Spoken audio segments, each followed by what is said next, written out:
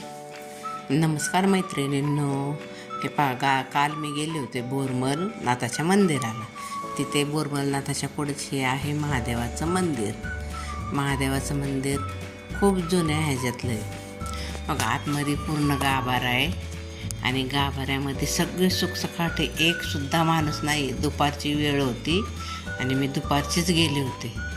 अजिबात कोणीही नाही आहे तिथं. हे आहेत फक्त दारामध्ये महादेव नंदी बसलेली आणि आत पूर्ण सगळी शांतता, एकही माणूस नाही आतमध्ये.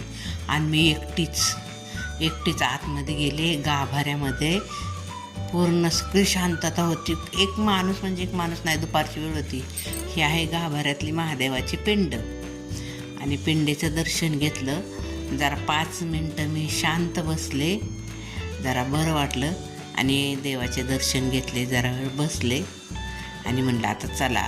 एकटीनेच इथं थांबणं अवघड आहे, कारण आपल्या अंगावरती डाग वगैरे असतात. मग आणि एकदम सुखसुखाट म्हणजे कोणीच नाही तिथं.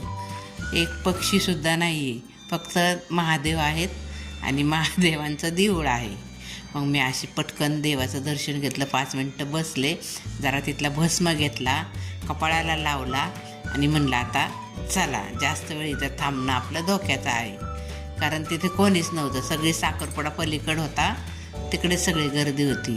मग तिथून मी देवाचं दर्शन घेतलं आणि म्हणलं आता चला जाऊया तिकडं. तोपर्यंत साखरपुडा संपला होता, जेवण